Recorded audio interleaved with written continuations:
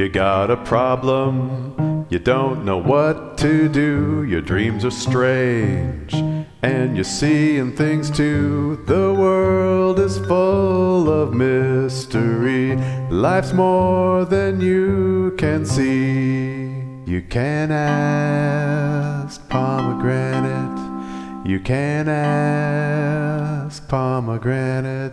She's a priestess. This tutorial is for purification or clearing. And purification and clearing is the very first thing we do before we do anything else. There's 3 things we want to do before we begin approaching mystery and magic and working in the psychic realm. The first one is purification or clearing. The second one is grounding or connecting to the source of power beyond yourself. And the third thing is casting a circle or creating a container in which you can do your work. This is purification and clearing. I'm going to give you 3 different ways to do it that are fairly easy. The first way is the easiest. So without anything in hand and an inability to get your hands on any tools, we can always do a clearing just by rubbing our hands together and imagining that your hands are filling up as you feel that tingling coming in. Here I go. I'm rubbing my hands together. Feel that tingling coming in as you rub your hands together. And now imagine something that you really like. Like some people use glitter, specks of light, or some people like to use honeybees, or imagine that you have glitter, rose petals, things like that. And whatever you like, whatever smell or taste or sound is the best. And some people it just generate sound. Imagine that being generated as you have your hands together, and you can feel it as the tingling comes in, the energy comes in, and you are setting your intention by noticing what it is that you're imagining in your hands. And when you feel those hands are full, you just throw all of that up into the air, and so that it cascades and floats down around you and through you. So just imagine as you take your breath in that all of that glitter or sunlight or sound is gently floating through your body and all around you, clearing out that which is not needed for today. We're just clearing off that which is not needed for today's work. Because you've been out in the world, or you've been in your day gathering this annoyance or that abstract thing or that thing you didn't even notice, and you don't need those things. And so we get burdened down over time if we don't do regular cleansing. So think of it as psychic hygiene. It's just a regular cleansing, and you clear off anybody else's energy or anything unnecessary for the work. And we do that before we do anything else. So another way to do that is to gather some herbs. Lavender is a really good boundary herb, as is rosemary. Sage is a very good herb for clearing and taking things away. Very, very good, very strong herb. So any of those herbs from your garden or from the store that are available, you can go and get. And if they're fresh, that's great. We're going to talk about fresh herbs right now.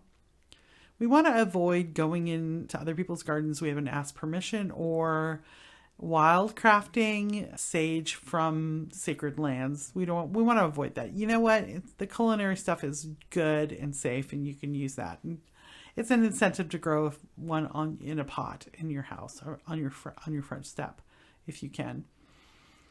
So take those fresh herbs, bundle them up with your hand loosely. And we do a thing called wapata, which is a really ancient and diverse way that every indigenous culture has used herbs this way. Very common. And I call it the wapata because you're going to tap yourself all over with that bundle. And think about how nice that's going to smell when that rosemary comes at you. And you're just going to touch all with a tapping motion. You're going to do this to someone else. You're going to tap yourself all over with this bundle of herbs. And you're going to tap your face and the top of your head and the back of your neck and the back of your heart and your shoulders and the front and the back. So do it all down the front and all down the back. Do your arms, do your hands, and if you can, also do the bottoms of your feet. And when you're done with that bundle of herbs, you can find a place to throw them over your shoulder. And this is a way of throwing away that which is not needed. And if you want to do an advanced version of that, you can dip those herbs in a bowl of water. And if there's salt in there, more's the better. You dip it in this water and you do a real thorough cleansing this way. And you'll find out a little something about yourself or your partner as you do this, because you'll want to do one spot more. And we often forget about the back. Don't forget about the back. The other thing with herbs is if you have dried herbs, then of course you can do the classic thing of getting a small dish and setting those herbs on fire and allowing them to burn in the dish until they produce smoke. And you can do the same thing by gently blowing or wafting that smoke over your body, even through your house. It's a very good way to clear your house. Do the front and the back as well. And this is a purification of the air, of viruses. And we find out many of these practices are very practical. And you're clearing on many levels. And we always want to be clearing on many levels, many different realms. And finally, we can do broom work. And when we come to broom work, or a besom, as we say in Ireland, we're working with an energy that is more set and that doesn't come and go. It doesn't be used in compost. And so we have to invite the broom to know what its job is. We set the intention for the broom. So a broom that has not had an intention set for it, you haven't spoken to it, will just clean your floors. But a broom that has been spoken to and been told, hey, this is the job you're going to do, can clean your floors and also clean your mind and clean your spirit and clean all of the energy of the other people who used to live here, or clear an argument. I mean, it's just ongoing what it can do as you sweep your floors. So when I sweep my floors, I'm sweeping all my floors, if you know what I mean. So you take a broom, and I do like to have a natural broom that's made of natural materials, but if you go and get your nylon broom out of the closet, it will do the same thing, because everything is made out of earthly being. I mean, even a nylon broom is made out of the earth, right? So take the broom, and I hold it in my hands horizontally, and I say, hey, broom, thanks for being one of my magical tools. I'm inviting you to clear the energy. I'm inviting you to clear and purify and work as a tool for me for that clearing and purifying. Also, traditionally, I noticed that brooms are considered thresholds. We jump the broom so that we can be in the place where we were before and then know we've crossed the threshold into a new world. It's a way of getting married, right? So a broom is a powerful object. And when, you say that to the broom and you give it some attention and you put your energy into it and you just let it know, you and I are friends and I know that you are a powerful tool. Okay, do that. And now you can use that broom to just clear a room out. Just wave it around at the ceiling and the floors. You can sweep the floors. You can take the cobwebs off. You can do whatever you want and just sweep it on out the door. That's one way of doing it. You can actually clear someone's energy with it. I don't touch people with brooms because they're, brooms.